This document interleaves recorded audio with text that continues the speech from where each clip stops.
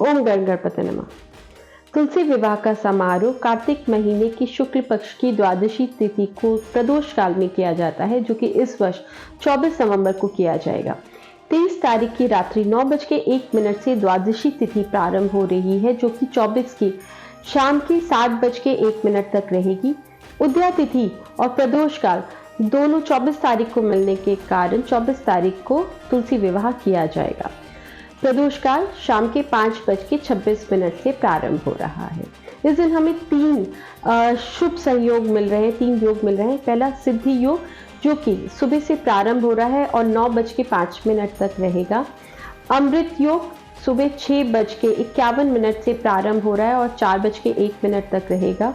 सर्व सिद्धि योग और रेवती नक्षत्र सुबह से प्रारंभ हो रहा है, जो कि 4:01 तक रहेगा। आइए बात करते हैं कि तुलसी विवाह के लिए हमें क्या सामग्री की आवश्यकता होती है। तुलसी विवाह के लिए तुलसी जी चाहिए होते हैं। तुलसी जी का एक गमला चाहिए होता है, साथ में शालिग्राम पत्थर या शालिग्राम जी का स्वरूप चाहिए, साथ में पीला कपड़ा और लाल चुन्नी चाहिए होती है। सिंदूर, अक्षत, दिया, घी, फूल, फल चाहिए होते हैं। साथ में पंचामृत चाहिए होता है, मूली चाहिए होती है, गन्ना चाहिए होता है, गन्ने से ही मंडप सजाया जाता है। शकरकंदी चाहिए होती है, आंवला, सिंघाड़ा चाहिए होता है। सुहाग का सामान भी साथ में चाहिए होता है, जो कि तुलसी जी को चढ़ता है। आइए इनकी कथा बताते हैं आपको। असुर एक राजा थे, जिनकी धर्म पत्नी का नाम वृंदा था। वह विष्णु जी की परम भक्त थी।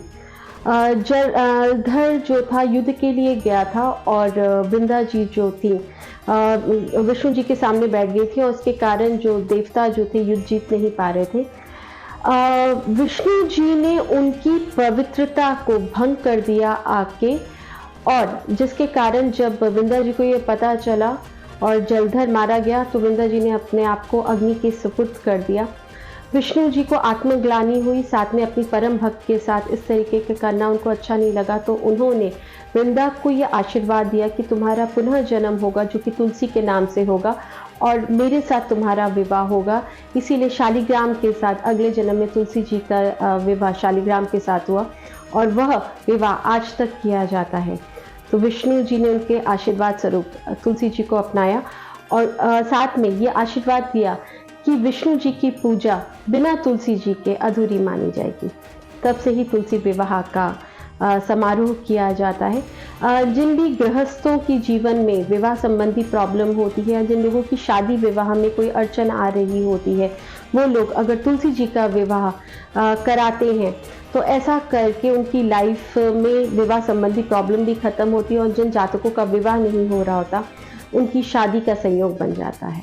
आप सभी पे माता रानी की कृपा दृष्टि बरसे, विष्णु जी की कृपा दृष्टि बरसे, इन्हीं शुभकामनाओं के साथ नमस्कार।